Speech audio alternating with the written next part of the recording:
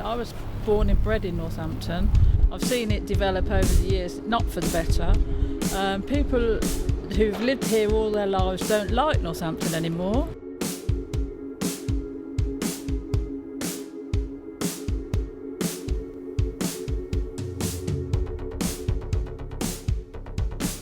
I just think the general facilities in Northampton are not very good at all. There's a lot of homeless people, so, begging and that. It puts people off coming into town. Well, I think it's an absolute disaster, really.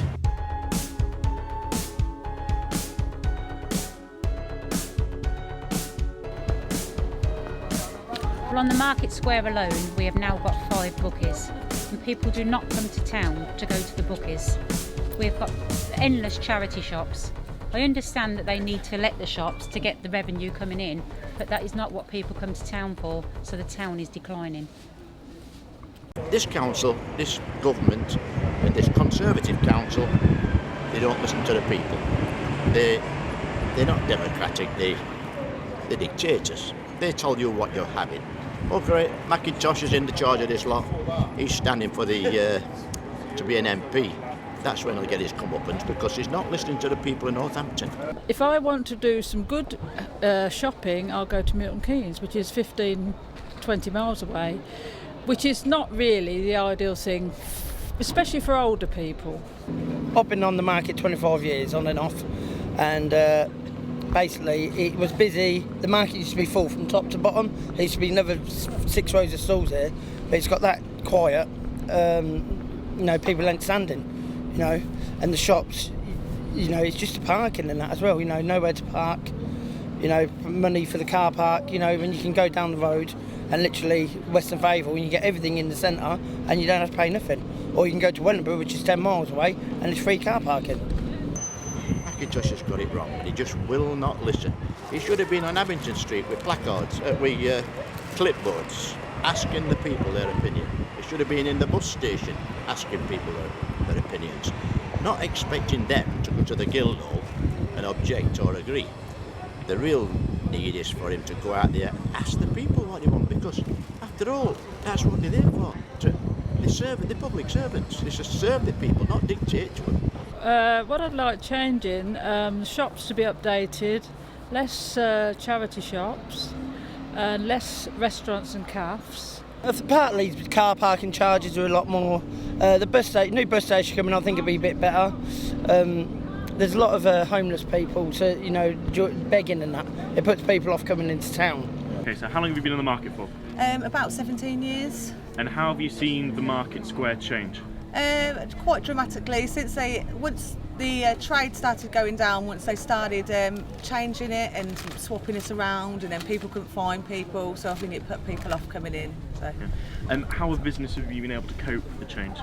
I'm one of the lucky ones that are still doing quite well, but we've just had to go with it, really.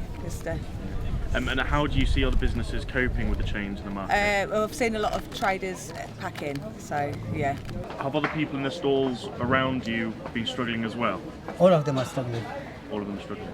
Have any of your friends who have had stalls had to leave the Market Square? Most of them are gone. Most of them are gone. Do you know where they've gone? No. High streets slowly dying, being unable to face off both Amazon and the proximity of shopping centres such as Milton Keynes. Can Northampton survive? I think Northampton can survive, and it's got a very bright future ahead of it. But I think part of that is also recognising that high streets have changed, people's habits have changed, and with the internet means you have to look again at how you develop town centres. And that's not just about retail, it's about events and bringing people here for all kinds of other reasons. So it's about making sure you're attracting businesses and bringing people back here, so they're the lifeblood of what happens. So as a council, we're working closely with our colleagues at the County Council to bring back 2,000 workers. We're working with the university to look at relocating their campus, and they've just opened a new student accommodation with 464 students coming back into Northampton. So it's about mixing retail but also events and people to make sure that they are vibrant places. We have massive regeneration ongoing in Northampton, new housing developments, new railway station, new bus station, and lots of other projects that are really changing the shape and face of Northampton. We've just had a new cinema opened as part of our theatres, and we're redeveloping the football and cricket stadiums and working with our cricket team as well. So lots of projects that are innovative and really changing the shape and face of Northampton to provide us with a bright future for the town. They're spending money, the council are spending money on putting a new bus service through the town, which is at the moment pedestrianised. I think that's an utter waste of time. They've surely got money to spend, so they should spend it on something more worthwhile. They've done a new bus station which looks very nice. Whether it's going to work out or not, we don't know yet, but obviously we're hoping it will. No, it's quite a nice town, but I prefer Milton Keynes. Now they've moved the bus station, it's all up higgledy-piggledy. It used to be really good. The bus station's a joke.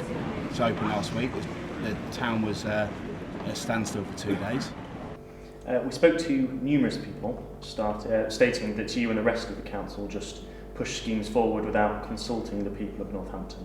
What would you say to this? We've done massive consultation around the programmes of regeneration that we have underway. Just over a year ago we had a week-long exhibition at the Guildhall where we had over 1,000 people that came to look at the plans for the redevelopment and give us their feedback. I personally have been to lots of public meetings and addressed lots of the different issues that people have raised. It's always very difficult though, because people often hear the plans, they don't necessarily realise they are actually going to happen, because there's been so much talk in Northampton's past about things that could be done to our town. So I think people now understand that we are actually really going to make a difference and doing things. And of course some of those things are going to be more popular than others, but actually it's about changing the shape and face of our town and improving things. And some of the projects like the new railway station are going to be incredibly popular, but also help to bring new jobs and businesses here. What assurances can you give that will make people believe in a more positive future for Northampton? I think Northampton has a really bright future ahead of it. We've seen some of the big changes already that are making a big difference. The new bus station opened just a few weeks ago, and we've already seen new life and energy brought back to the drapery in the market square. And the feedback I've had from businesses already is that that's made a massive improvement. With the rest of the plans that we've got, we'll hopefully attract more businesses here, help people come and visit the town. And the free parking offer, when that goes live, I think will have a massive dramatic impact on bringing people back into Northampton. So I think it is about stemming the tide and stopping some of the changes that have occurred over many decades. But I am confident Northampton has a bright future and look forward to the new developments continuing. All you ever read, you've read it, all you ever read is negative stuff. Yeah. I mean, I'm Northampton through and through, and I'll fight it to the corner, but there's nothing good to say about it. How long have you lived in Northampton? All my life, and I'm 83 years old. And how do you feel seeing the town like this? Dreadful, terrible. It's going down. I can't explain. It's just awful. Were you here as a child? Yeah, 83 years I've been here. That's as old as I am. Born and bred here. Born and bred.